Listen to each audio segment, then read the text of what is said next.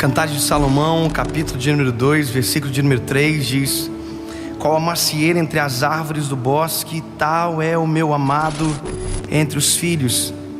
Desejo muito a sua sombra, e debaixo dela eu me assento, e o seu fruto é doce ao meu paladar. Levou-me à sala do banquete, e o seu estandarte em mim era o amor. Sustentai-me com passas, confortai-me com maçãs, porque eu desfaleço de amor. A sua mão esquerda esteja debaixo da minha cabeça, e a sua mão direita me abraça. Eu me lembro que quando eu era menino, nós, os primos, a gente na igreja usava muito Cantares de Salomão para passar cantadinha para as meninas. A gente escolhia um versículo de Cantares, nem entendia direito, mas passava para as meninas. E eu, durante muito tempo, nunca parei para observar exatamente o que era o livro de Cantares e a profundidade do livro. Até que um dia eu estava pegando um voo, vindo para casa, e sentou um pastor do meu lado.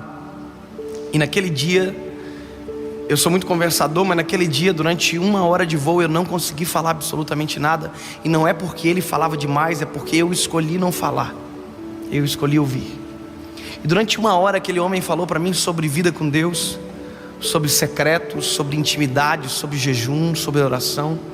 Enquanto ele falava para mim, eu dizia dentro de mim: eu vou pregar isso que ele está dizendo para mim. Eu vou pregar essa palavra. E eu me lembro que ele pegou esse texto de Cantares de Salomão, capítulo 2, versículo 3. E quando ele leu o texto para mim, eu falei: uau, eu preciso pregar essa palavra. E quando eu pensei isso no meu coração, que eu precisava pregar essa palavra, eu me lembro que ele disse para mim: pastor David, sabe qual que é o nosso problema?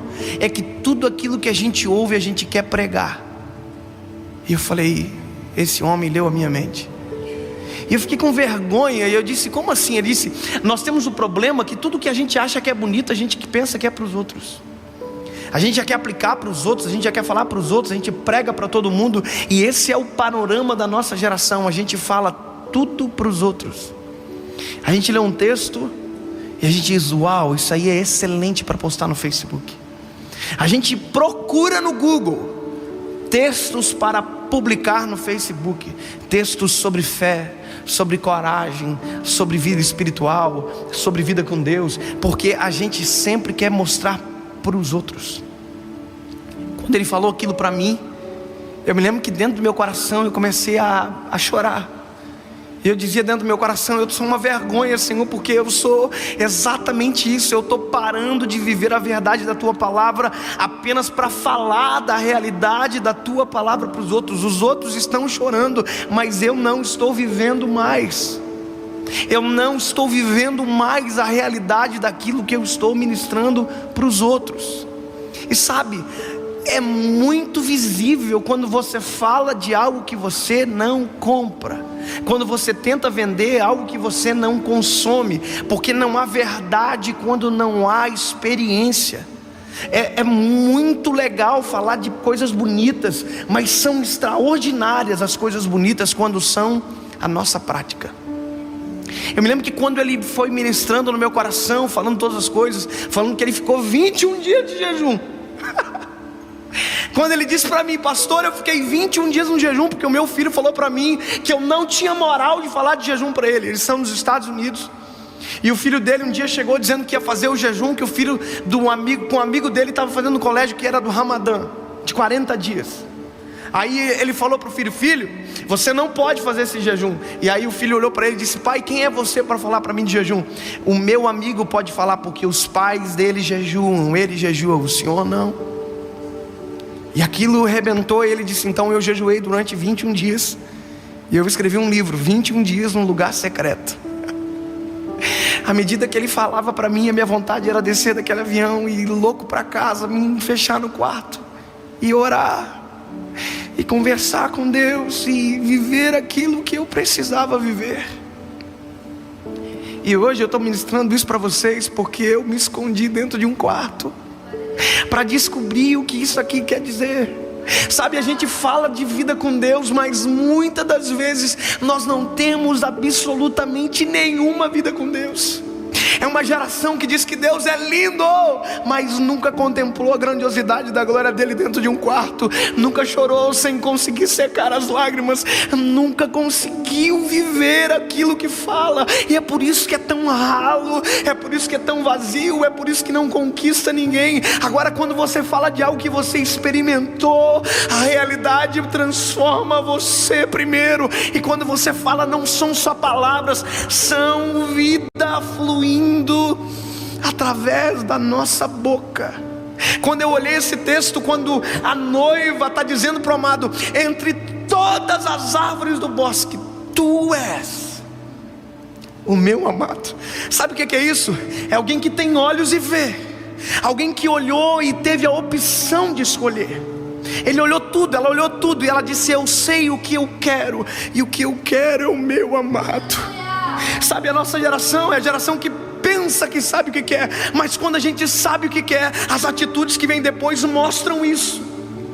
Porque a noiva diz: ei, tu és a minha sombra. E aí ela diz: debaixo dela eu me assento. Sabe o que é isso? Eu não olho de longe, eu não sou alguém que só contempla, eu sou alguém que experimento.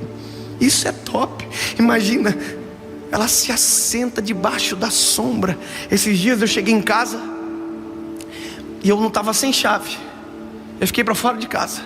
E eu caminhei durante uns 7, 8 minutos no sol escaldante. E quando eu cheguei para entrar onde eu moro, estava fechado. E sabe o que eu procurei? Porque eu estava muito cansado, ofegante. Eu procurei uma sombra.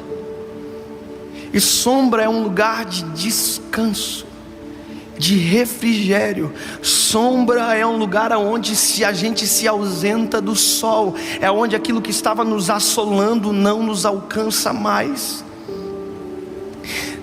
Nós precisamos viver isso.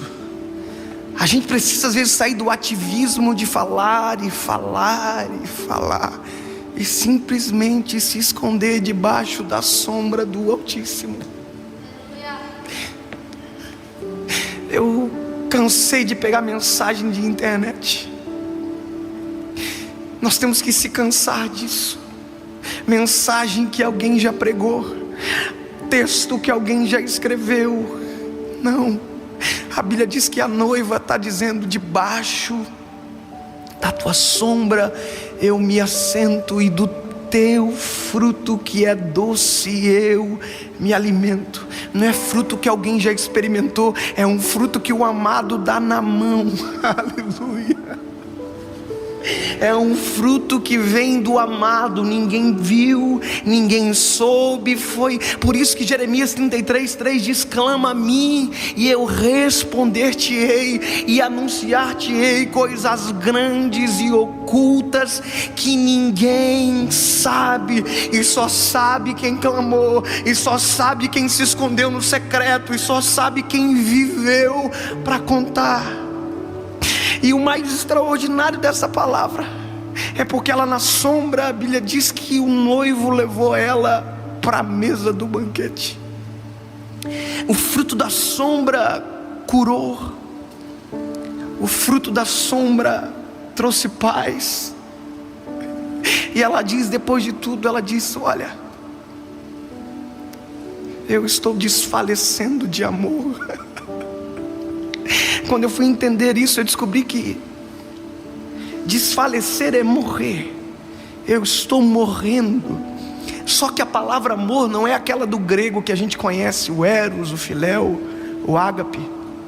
Aqui é o ahabab, que significa carência.